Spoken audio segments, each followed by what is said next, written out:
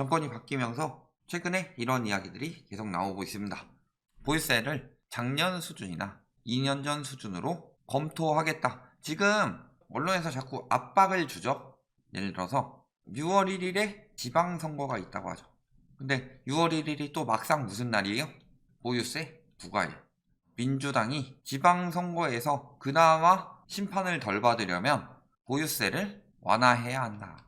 이런 압박을 넣고 있는데 저는 압박에 넘어가면은 멍청한 짓거리죠.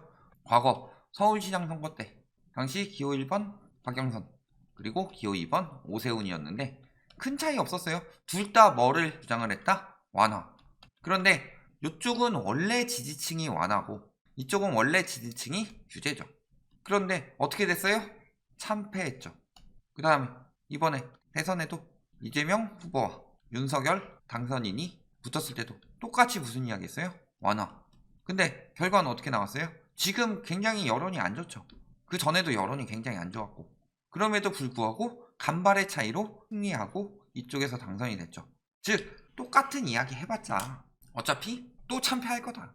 근데 정치하는 인간들도 언론에 넘어가고 있어요. 똑같은 이야기해서 되겠냐. 오히려 지지자들을 배반하는 형국이 나오고 있죠. 그러니까 당연히 안 되는 거다. 세금이 많이 나와서 불만이다. 물론 세금이 나와서 불만인 사람들이 있겠죠. 그런데 핵심은 뭐예요? 부동산 가격이 너무 올라갔기 때문에 지지 기반을 잃은 거죠. 그런데 부동산 가격이 올라갔을 때 완화책이 도움이 되느냐? 지금 언론들의 이야기를 들어보면 완화책이 도움이 되던가요? 오히려 완화하니까 더 오른다고 논리정연하게 말하고 있죠. 그 전에 규제하니까 오른다는 것은 어떻게 얘기했어요? 언론에서 그렇지만 심리를 더 자극할 것이라고 할 수 있을 것이 아닌 것이다 막 하면서 굉장히 추측을 덧붙여서 궤변을 이야기했다면 완화책을 쓴다면 뭐라 그래요?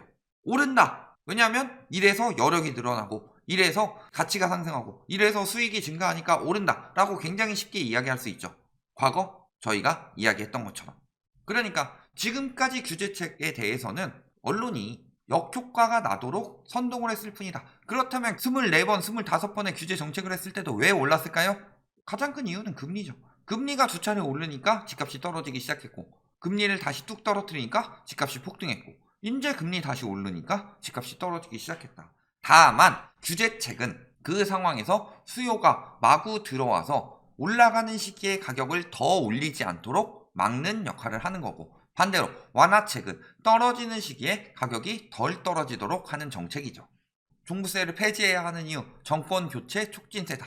좌편향 경제 정책이다. 그러면서 저희가 종부세를 강화해야 된다 라고 이야기하면은 이 닥쳐인 빨갱이 새끼야! 이런 이야기들 하죠. 종합부동산세가 2018년 대비 2021년 3년간 14.3배가 올랐다. 그러면서 다른 나라는 보유세가 높은 나라일수록 가격 인상률이 낮은데 종부세가 안정수단의 역할을 했느냐 아니지 않느냐 이거 굉장히 결과론적인 이야기예요. 자, 첫 번째 2018년 대비 2021년 3년간 14.3배가 오른 것은 종부세율이 14.3배가 오른 게 아니라 종부세율 가만히 냅뒀어도 꽤나 많이 올랐겠죠. 왜? 집값이 올랐으니까.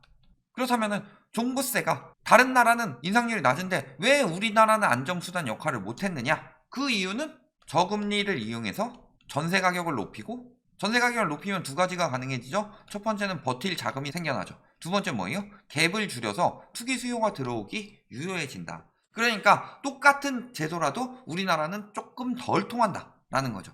이 전세 제도라는 것 때문에 우리나라가 제도가 영향을 잘 안 받죠, 사실.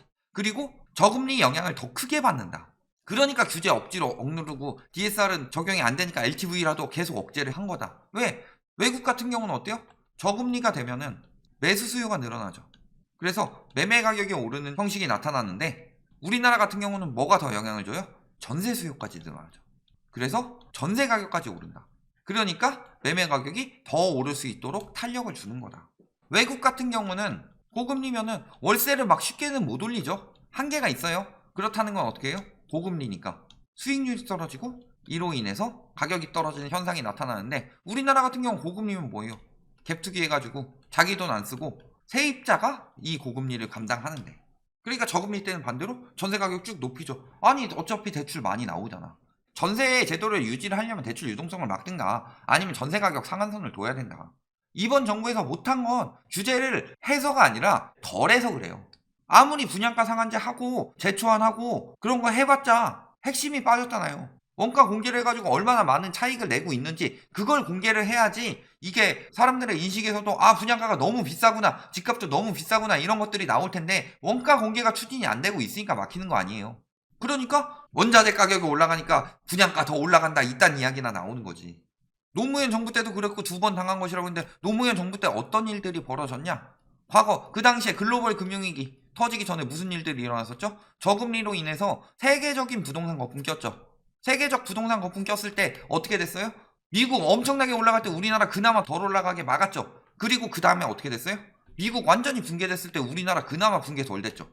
그리고 다음 정부 때 바로 완화책 써가지고 이번 정부 때 왜 이렇게 빨리 올라갔어요?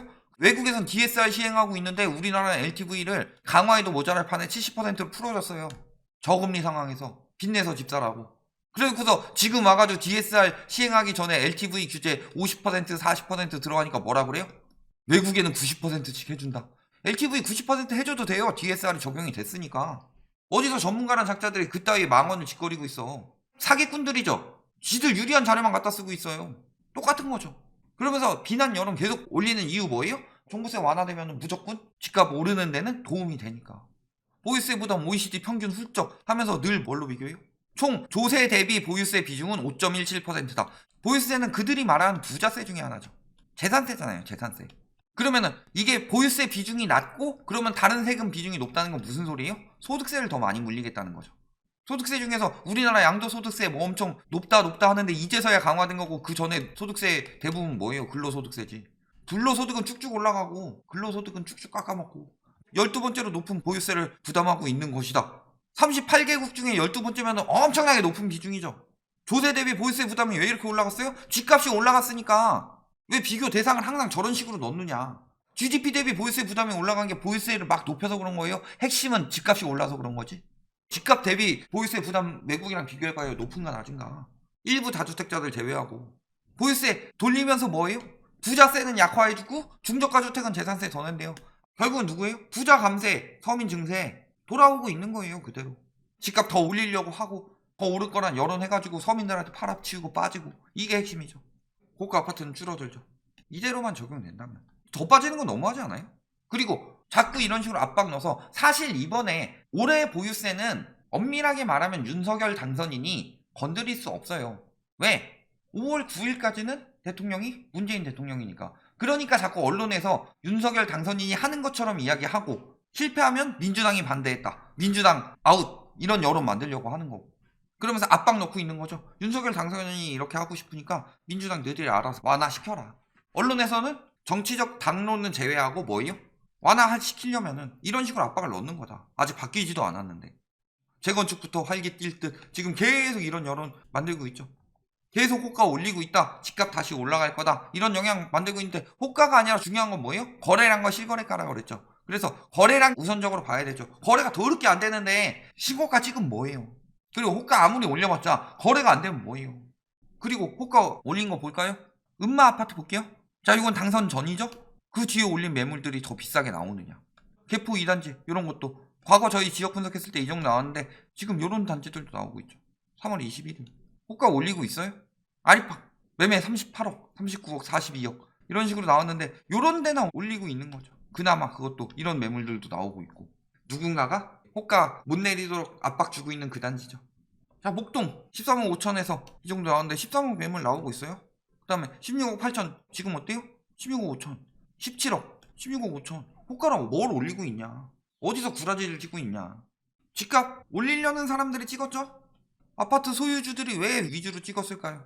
빌라 소유주들은 빌라를 살고 싶어서가 아니라 나중에 아파트로 가고 싶죠.